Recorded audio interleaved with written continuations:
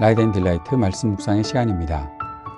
거룩하신 아버지 하나님, 오늘도 주님의 은혜와 사랑을 의지하고 하루를 시작할 수 있도록 도우시니 감사와 찬양을 드립니다. 오늘도 주님께서 우리 안에서 역사하실 것을 믿습니다. 우리의 삶의 모든 순간에 함께 하시는 주님께서 우리에게 말씀하여 주시고 그 능력의 손을 펼치사 우리의 삶을 도우시고 우리가 주님 가까이에서 벗어나지 않도록 주님 우리에게 은혜를 베풀어 주시옵소서. 사랑하는 주님, 오늘도 주의 말씀 듣기 원합니다. 오늘부터 누가복음 말씀 묵상을 시작합니다. 누가복음의 말씀을 하나하나 묵상해 나갈 때마다 주님께서 우리 안에 함께 계심을, 성령께서 우리와 동행하심을 우리가 기억하게 하시고 주님 온전히 의지하고 주의 역사를 이루어갈 수 있도록 도우시옵소서. 예수님을 더 깊이 배울 수 있는 시간 되게 인도하여 주옵소서. 예수님 이름으로 기도드립니다. 아멘.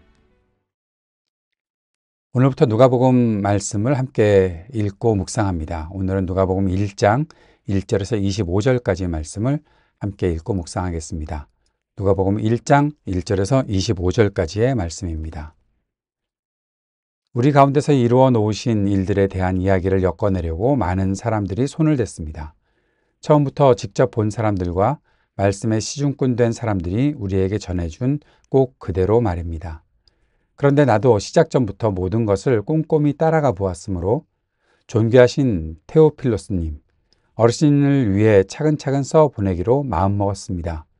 어르신께서 들어서 배운 말씀들이 확실한 것임을 제대로 알게 해드리려는 것입니다.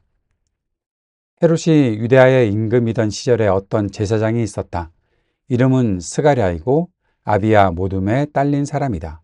그에게 아내가 있었는데 아론의 여자 후손으로 이름은 엘리자베스였다. 둘 다 하나님 앞에서 의인이었다. 살아가면서 주님이 주신 계명과 규정을 모두 지켜서 나무랄 데가 없었다. 그런데 그들에게는 자식이 없었다. 엘리자베스가 아이를 갖지 못했기 때문이다. 또한 둘 다 나이가 많이 들었다. 한 번은 이런 일이 있었다. 아비야 모둠의 순서가 되어서 그가 하나님 앞에서 제사장 일을 맡아보고 있었다. 제사장들 사이에서 늘 해오던 대로 제비뽑기를 했는데 스가랴가 주님의 성전에 들어가서 향을 살라 바치게 되었다. 그가 향을 바치는 시간에 백성이 모두 무리를 지어 바깥에서 기도하고 있었다. 그런데 주님의 천사가 그에게 나타나서 향 피우는 제단, 향단 오른쪽에 서 있었다. 스가랴가 보고서 겁에 질렸고 두려움이 그를 덮쳤다. 천사가 스가랴한테 말했다. 스가랴, 두려워하지 마세요. 그대의 매달리는 기도를 귀담아 들어주셨으니까요. 그대의 아내 엘리자베스가 아들을 낳을 겁니다. 그러면 그 이름을 요한이라고 하세요. 그 아들이 그대에게 기쁨과 큰 즐거움이 될 겁니다. 그가 태어나면 많은 사람이 기뻐할 겁니다.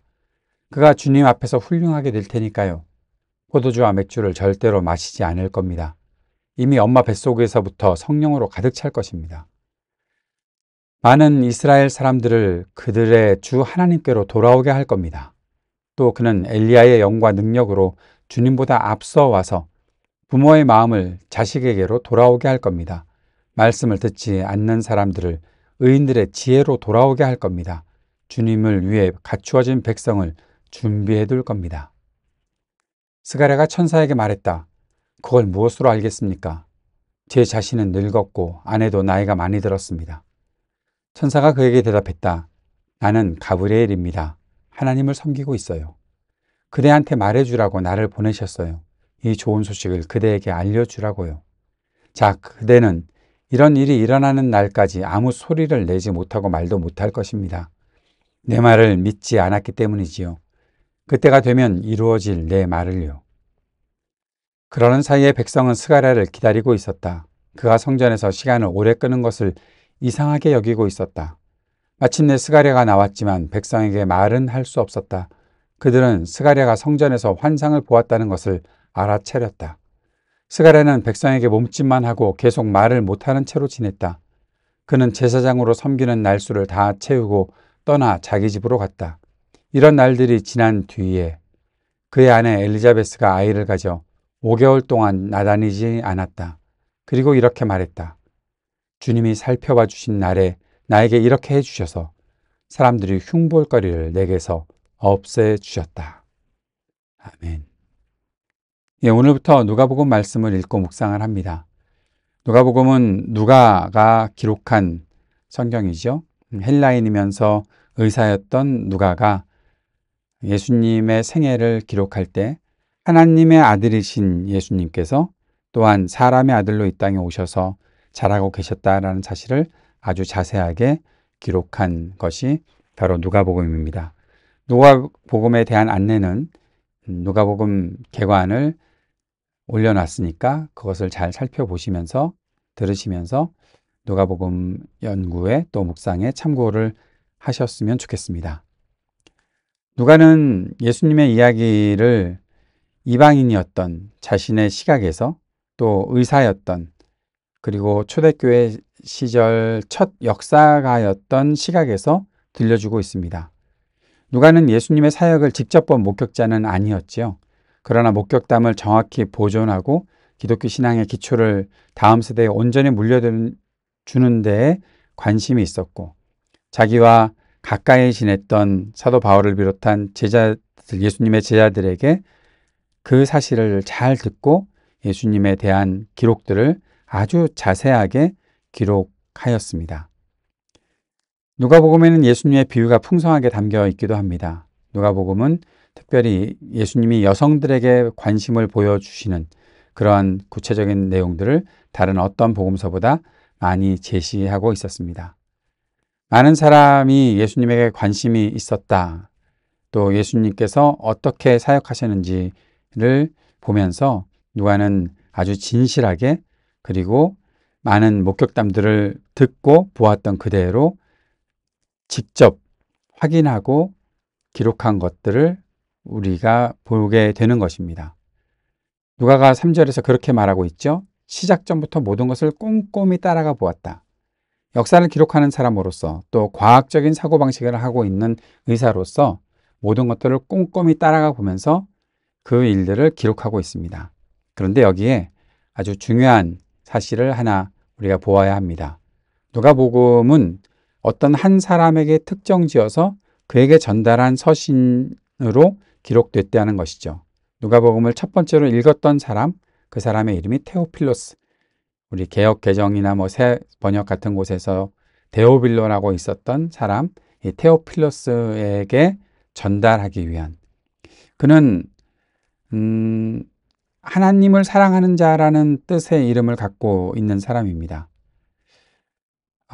어찌 보면 이 사람이 실존 인물이기도 하지만 그런데 이 사람의 이름을 통해서 하나님을 알고 싶어하는 모든 그리스도인들에게 주는 그러한 책이 된 것이다 라는 것도 하나님의 크신 섭리가 아닐까 생각을 합니다. 이 테오필로스는 기독교를 아는 데 관심이 많았던 사람이었던 것 같고 또 기독교를 알리는 데 관심이 많았었던 사람이었기 때문에 누가가 이 책을 쓰는 일에 아마도 재정적인 후원도 많이 했을 것이다 보고 있고 그를 위해서 쓰는데 자 보십시오. 4절에 어르신께서 들어서 배운 말씀이 확실한 것임을 제대로 알게 해드리는 것입니다. 이 말이 우리들에게 주는 도전이 있습니다.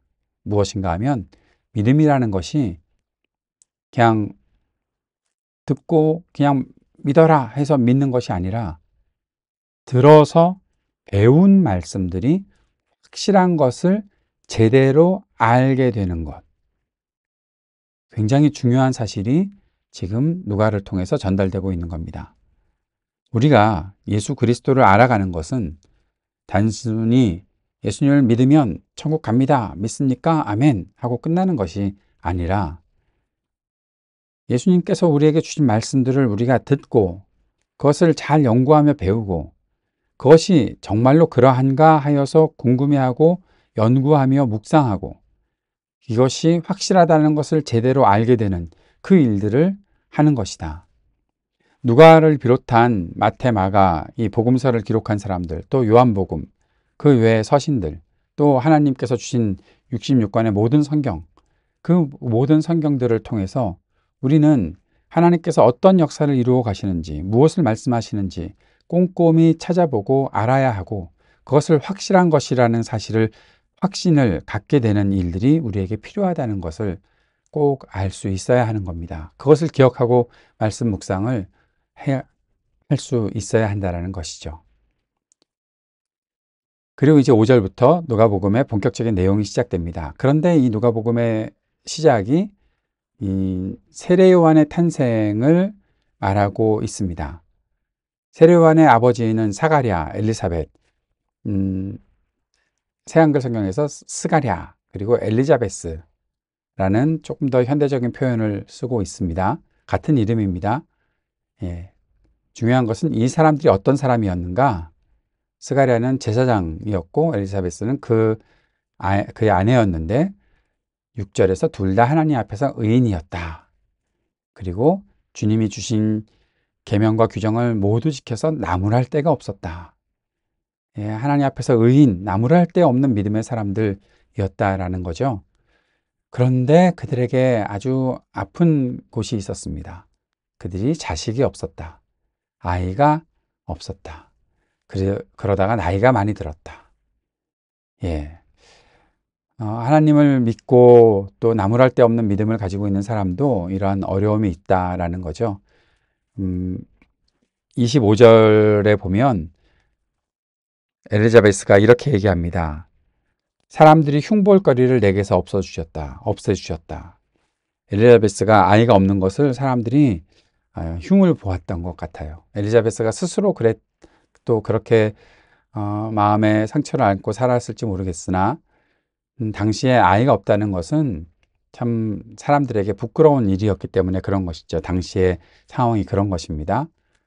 예, 지금도 연결되는 것인가? 그것은 아니라고 우리가 생각을 해야 됩니다. 당시에 아이를 갖지 못하는 사람에 대해서 그러한 사회적 관념이 있었다라는 것이고, 하나님께서는 그런 사람들에게, 그래도 끝까지 믿음을 지키는 사람들에게 큰 은혜를 베푸시는 것을 우리가 보게 되는 거죠.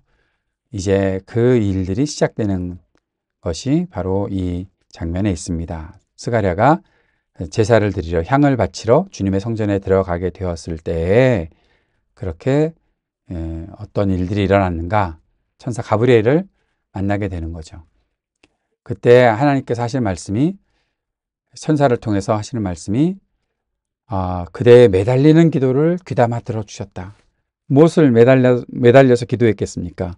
우리 가족이, 우리 부부가 아이가 없어서 참 어려움 가운데 있습니다라는 매달리는 기도가 그들에게 있었고, 하나님은 세례 요한의 탄생을 예수 그리스도의 그 메시아 사역을 위해서 먼저 준비할 수 있도록 보내시는 그 크신 뜻을 이루어 가시는데, 그러한 가운데서도 한 사람에 대한 관심, 이 한 부부에 대한 관심, 그들이 아파했던 것들, 그것을 회복시켜 주시려고 하셨던 일들이 분명히 있었다라는 것을 우리가 보게 되는 것입니다. 그 아들이 태어나게 될 때에 그대에게 큰 기쁨과 즐거움이 될 것이다. 그가 태어나면 많은 사람이 기뻐할 것이다. 하나님께서 하시는 일들이 이렇게 사람들에게 기쁨을 주는 일이 될 것이다 라는 거죠. 세례 요한이 어떻게 살아가게 될 것인가? 15절에 보면 주님 앞에서 훌륭하게 될 것이다. 그리고 아주 재밌는 번역이 있는데, 포도주와 맥주를 절대로 마시지 않을 거다. 새한글 성경에서 이 독한 술을 맥주로 규정하고 있습니다. 예. 뭐 독한 술, 뭐 소주도 있고 위스키도 있을 텐데 맥주를, 예. 어떻게 생각하실지 모르겠지만 아무튼 재미있는 번역이다 생각을 합니다. 또 더 중요한 것은 엄마 뱃속에서부터 이미 성령으로 가득 차다, 성령으로 충만한 사람으로 살아가는 것이 바로 이 세례 요한의 삶이다라는 거죠. 그리고 말라기서에서 엘리야가 예언되고 있었는데, 이제 그렇게 엘리야로 오는 사람이 바로 이 세례 요한이다라는 것도 여기서 17절에서 확인할 수 있습니다. 가장 중요한 세례 요한의 일은 주님을 위해 갖추어진 백성을 준비해 둘 것이다. 많은 사람들이 돌아오게 되고, 말씀을 듣지 않았던 사람들이 의인의 지혜로 돌아오게 되고, 부모의 마음을 자식에게로 돌아오게 하는 그런 역사들, 돌아오게 하는, 회복시키는, 그리고 준비하는 일들이 세례 요한을 통해서 이루어질 것이다 말씀해 주셨던 것이죠. 스가랴가 그것을 믿을 수가 없었습니다. 나이가 많이 들었는데 어떻게 아이를 갖습니까? 그런데 나는 가브리엘이다. 천사가 말하면서 당신은 이 일이 일어날 때까지 말을 못하게 될 것이다. 왜냐하면 내 말을 믿지 않았으니까. 예, 분명히 이루어질 이 일을 나의 그 말을 듣지 않았으니까 그렇게 될 것이다. 그런데 여기서도 우리가 눈여겨볼 것은 스가랴가 이렇게 말을 못하게 되었던 그가 그런 일이 어떻게 있어? 라고 의심했던 것까지도 이 하나님의 일이 이루어지는 일에 사용이 되었다라는 것입니다. 하나님께서 스가랴의 의심까지도 선하게 사용하셨다. 예, 하나님이 그렇게 하시는 분이십니다. 의심할 수밖에 없었겠죠. 뭐 어떻게 그것을 믿을 수 있겠습니까?